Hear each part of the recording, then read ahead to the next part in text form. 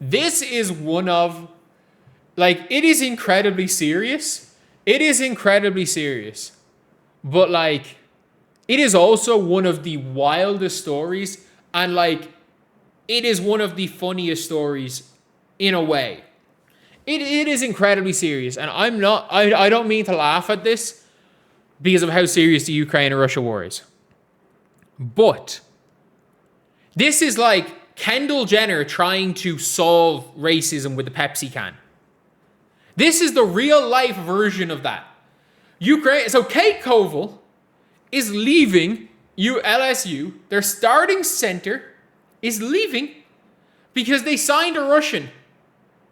And if anyone knows anything with Russians and Ukrainians, like the Russian tennis players don't and Ukrainian tennis players don't shake hands with each other. Like it's that type of a thing. Like it's like if you had a Palestinian player on your team signing an Israeli. It's not going to go down well. Like, even if they're both civilians, it's not going to go down well. Kim Mulkey said she spoke with Koval, Mineva, and she hoped they could be ambassadors for their country. Maybe they'll ban Kim and kick her numbers out, imagine. But thank you for the $5. But, like, this is crazy. And I read again, like, other posts where Kim Mulkey was essentially trying to say that, you know, the two of them could help end the war. Like, it doesn't work like that. It doesn't work like that.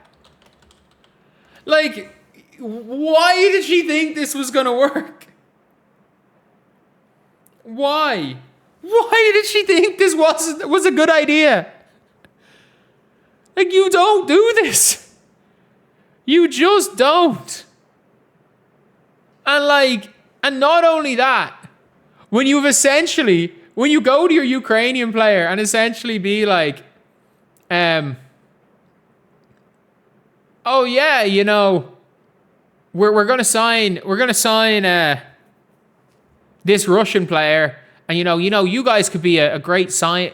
You guys could be great ambassadors, show how the two countries can get along. Like, what are we doing?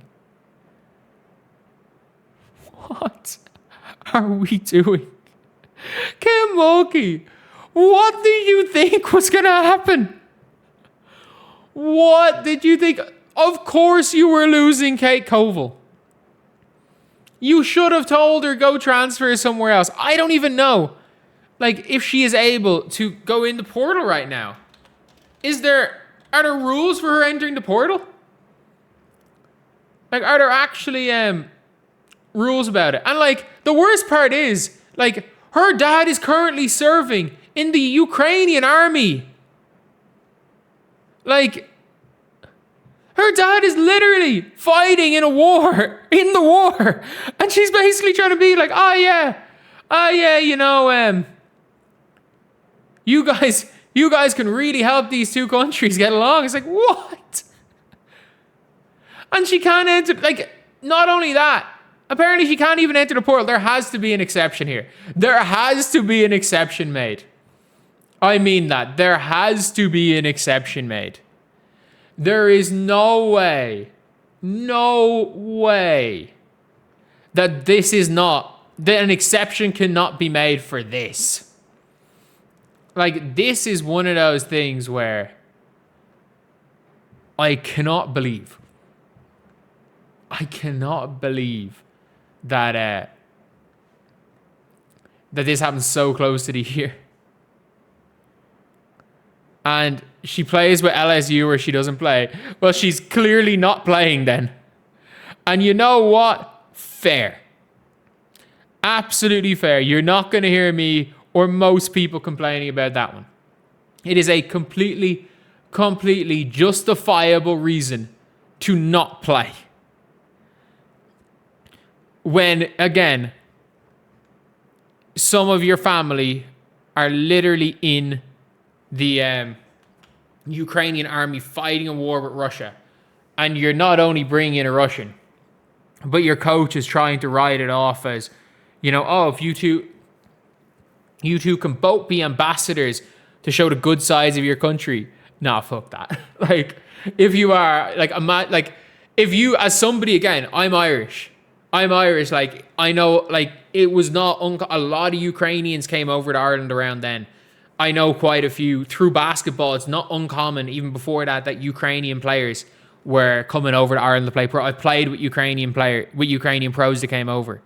Like, if you said that shit to any of them, and you were bringing in a Russian, and you tried to imply that, you can try help relations between the two countries by playing together, you might not make it out of that statement alive. You might not make it to the end of that statement alive.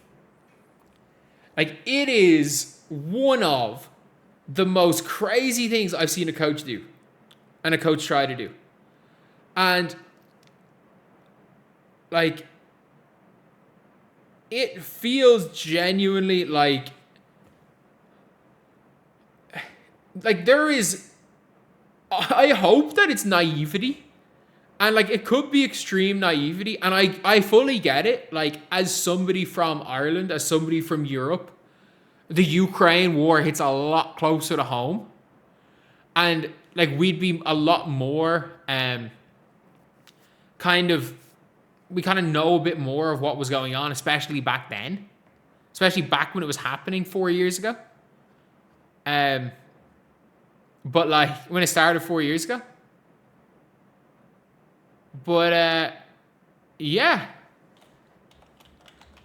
It is one of those things now where I just, like, look, she's basically ruined the college career of somebody.